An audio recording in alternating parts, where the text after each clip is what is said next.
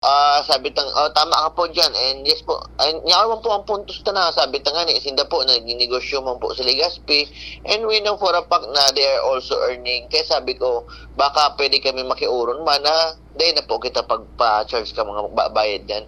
Ako anyway, give and take mo po, suportahan tama po sa indang establishmento.